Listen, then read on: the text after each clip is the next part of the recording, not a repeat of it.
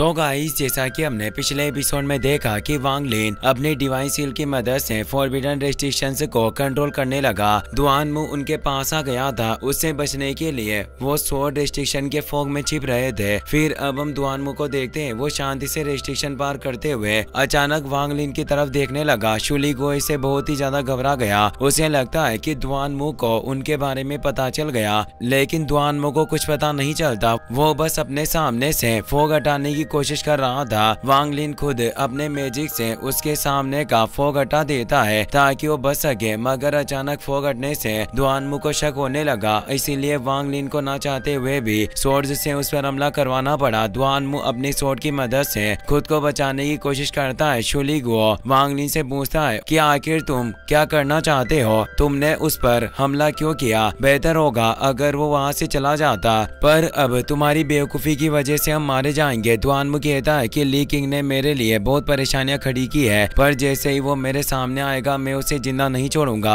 वो अपनी स्वॉर्ड का इस्तेमाल करके रेस्ट्रिक्शन से बाहर निकल गया। वांग लिन शुली गो से कहता है कि सोल फॉर्मेशन कल्टिवेटर्स बहुत ही ज्यादा चालाक होते हैं। अगर मैं उसे बिना अटैक किए जाने देता तो उसे हमारे ऊपर शक हो जाता और वो हमारा पता लगाकर हमें खत्म कर देता। इन सब चीजों से बचने के लिए मैंने उस पर हमला किया। शुली गो कहता है कि तुम सच में बहुत ही ज्यादा चालाक हो और तुमने दुआनमू की स्वॉर्ड देखी होगी। वो स्वॉर्ड के एक ही अटैक में रेस्ट्रिक्शन से बाहर निकल गया। अगर तुम्हें वो स्वॉर्ड मिल जाए तो हमें आगे बढ़ने में काफी मदद मिलेगी। वांग लिन सोचता है कि भले ही मैं चालाकी से यहाँ तक पहुँच गया, पर इस फॉरबिडन माउंटेन पर दुआनमू और ली किंग दोनों मेरे लिए खतरा है। मुझे ऐसा लगता है कि यहाँ उन्हें हराना लगभग नामुमकिन है। ली किंग अपने पपेट के साथ माउंटेन टॉप पर पहुँच चुका था। वो कहता है कि अगर मैं तुम्हें लाइट रेस्ट्रिक्शन से बचाने के लिए नहीं रुकता तो 3 महीने पहले यहाँ पहुँच गया होता, पर तुम मेरे मास्टर की छोड़ी गई आखिरी निशानी हो। आखिर मैं तुम्हें खतरे में कैसे डाल सकता हूँ? हमारे पीछे एक शख्स आ रहा है जिसने हमारी सारी रेस्ट्रिक्शन नष्ट कर दी। मैं यकीन के साथ कह सकता हूँ कि वो दुआनमू होगा, पर खैर तुम्हें फिक्र करने की जरूरत नहीं। मैं आखिरी रेस्ट्रिक्शन एक्टिवेट करने जा रहा हूँ। वहाँ एक लाइट रेस्ट्रिक्शन मौजूद था। ली किंग उसके सामने जाकर बैठ गया। वो कहता है कि यह पावर सच में काफी जोरदार है और माउंटेन टॉप पर रहने के लायक है, पर ये मेरे सामने ये पावर काम नहीं आने वाली।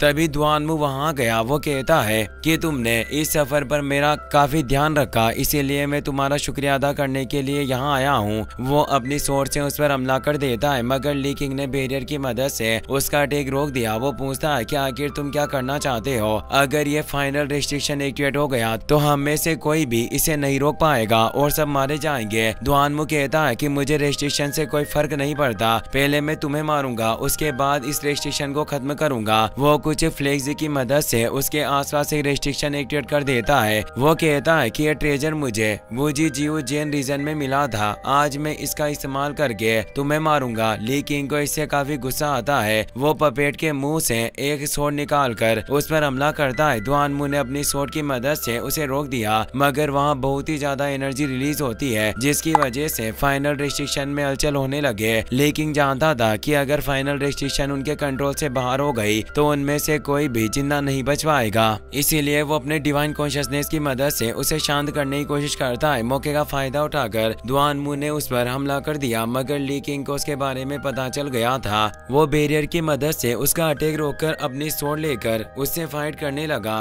वांग लिन दूर से उन्हें फाइट करते हुए देख लेता है। दुआनमू कहता है कि मैंने पिछले 1000 सालों में तुम्हें बहुत सारे सेक्ट को नष्ट करते हुए देखा। तुमने डेमोनिक कल्टिवेशन सी को धोखा देकर पूरी तरह से बर्बाद कर दिया, वो भी सिर्फ अपनी फॉरबिडन रेस्ट्रिक्शन को बनाने के लिए। पर आज मैं तुम्हें बताऊंगा कि इस रेस्ट्रिक्शन के दम पर तुम मेरा मुकाबला नहीं कर सकते। लेकिन कहता है कि तुम मुझे धोखेबाज कह रहे हो, जबकि तुम खुद एक मतलबी इंसान हो। मैं जानता हूँ 3rd लेवल पार करने के बाद तुम उस कोर फॉर्मेशन वाले लड़के को मारने के बारे में सोच रहे थे। मैं अपनी फॉरबिडन रेस्ट्रिक्शंस को प्रैक्टिस करने के लिए मेहनत करता हूँ, मगर तुम कमजोर लोगों का फायदा उठाते हो। तुमको सुधरने के बजाय मुझे ज्ञान दे रहे हो। कितनी शर्म की बात है कि खुद को सुधारने से पहले तुम मुझे सुधारने की कोशिश कर रहे हो। इस तरह तुम एक अच्छे डीमन लॉर्ड नहीं बन पाओगे। दुआनमू को इससे काफी गुस्सा आया। वो एक पावरफुल अटैक की मदद से ली किंग को दूर कर देता है, जिसकी वजह से उसकी हालत खराब हो गई। पर दुआनमू को भी इससे काफी तकलीफ होती है। वो कहता है कि जब तुमने थंडर रेस्ट्रिक्शन में आइस पावर को जोड़ा, उसी वक्त मैं समझ गया था कि तुम मुझे मारना चाहते हो, पर मैं इतनी आसानी से हार नहीं मानने वाला। वो 4 फ्लेग्स की मदद से उस पर हमला करता है, लेकिन ली किंग ने एक शील्ड बनाकर खुद को बचा लिया। वो थंडर रेस्ट्रिक्शंस में आइस पावर के बारे में सुनकर काफी हैरान था। वो कहता है कि आखिर तुम कैसी बातें कर रहे हो, मैंने किसी थंडर रेस्ट्रिक्शन में आइस पावर को नहीं जोड़ी, लगता है कि तुम्हें कोई गलतफहमी हुई है। दुआनमू कहता है कि मुझे कोई गलतफहमी नहीं हुई, तुमने मुझे मारने के लिए एक साथ बहुत सारी रेस्ट्रिक्शंस को एक्टिवेट किया, आखिर तुम्हारे सिवा ऐसा कौन कर सकता है। वो फ्लेग की मदद से रेस्ट्रिक्शन को नष्ट करने लगा, लेकिन कहता है कि तुम समझ नहीं रहे, पर हमारे बीच सच में गलतफहमी हुई है। मैंने अभी तक एक साथ 2 रेस्ट्रिक्शन को एक्टिवेट नहीं किया। माउंटेन पर कोई दूसरा मौजूद है जो हमारे बीच दुश्मनी पैदा करना चाहता है। वो दुआनमू को अपनी सील दिखाता है। वो सील वांग लिन की सील से काफी अलग थी, जिससे दुआनमू को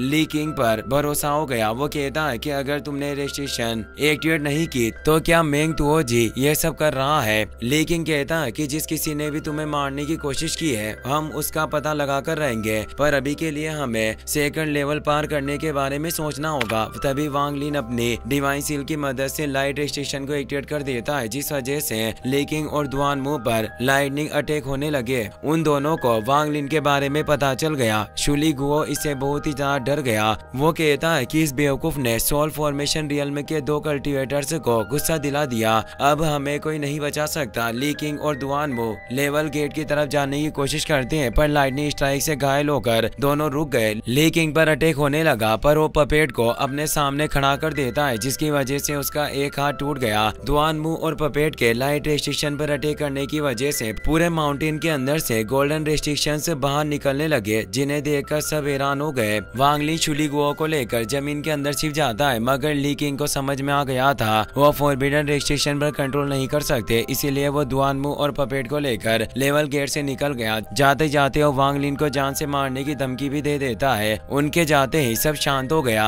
वांग लिन पपेट के हाथ को लेकर उसे देखने लगा, पर उसके हाथ की बोन गायब होकर फिंगर बोन में बदल गई। पर वांग लिन और शुली गुओ को इसके बारे में पता नहीं चलता। शुली गुओ कहता है कि रेस्ट्रिक्शन शांत हो चुकी है तो बेहतर होगा कि हम यहाँ से निकल जाएं, मगर वांग लिन फॉरबिडन रेस्ट्रिक्शन को अपने कंट्रोल में करने का मौका नहीं गंवाना चाहता था, इसीलिए वो डिवाइन सील की मदद से लाइट रेस्ट्रिक्शन को अपने काबू में करने लगा। 3 सालों के बाद वो लाइट रेस्ट्रिक्शन को पूरी तरीके से अपने कंट्रोल में कर लेता है। अचानक माउंटेन के अंदर बहुत सारी लाइट रेस्ट्रिक्शन निकलने लगे। लाइटनिंग की वजह से वांग लिन और शुली गुओ अपनी जगह से नहीं हिल पा रहे थे। तभी वहाँ 8 स्टार एशियन गॉड की सोल आ गई। वो कहते हैं कि मेरा नाम तुसी है, तुमने फॉरबिडन माउंटेन के सारे रेस्ट्रिक्शन को तोड़ दिया, इसीलिए मैं तुम्हें फॉरबिडन माउंटेन का 4th ग्रेड अचीवर का टाइटल दूंगा। इसके साथ तुम्हें एक जेट स्लिप भी मिलेगा, जिसकी मदद से तुम फॉरबिडन रेस्ट्रिक्शंस बना सकते हो। अगर तुम एक अचीवर के तौर पर मेरे कॉन्शियसनेस में चले गए तो वहाँ तुम्हें मेरी असली बॉडी की कुछ यादें मिलेगी। वहाँ तुम्हें ब्लैक स्टोन्स भी मिलेंगे जो हर प्लेनेट पर नहीं होते, इन्हें सिर्फ बनाया जा सकता है, और ब्लैक स्टोन्स रेस्ट्रिक्शंस बनाने का एक खास मटेरियल भी है। जैसे ही तुम उस पर 10 लाख रेस्ट्रिक्शंस पैटर्न बना लोगे तुम्हें एक फॉरबिडन बैनर मिलेगा। वो वांग लिन को एक पर्पल ब्लेड देकर गोल्डन रेस्ट्रिक्शन में बदलकर फॉरबिडन माउंटेन के अंदर चले गए। वांग लिन और शुली गुओ कुछ समझे उससे पहले लेवल गेट ने उन्हें अपने अंदर खींच लिया, जिसकी मदद से वो मिस्टीरियस जगह पर पहुंच गए। वहाँ एक टावर मौजूद था, पर वांग लिन अपने डिवाइन कॉन्शियसनेस की मदद से उसके अंदर नहीं देख पाया, इसीलिए वो शुली गुओ को अंदर भेजता है। अंदर कोई खतरा नहीं था, इसीलिए वांग लिन भी टावर के अंदर चला गया। वहाँ तिजोरी पहले से खुली पड़ी थी। वांग लिन कहता है कि यहाँ बहुत सारे लोग आए होंगे और कोई हमसे पहले ट्रेजर लेकर चला गया।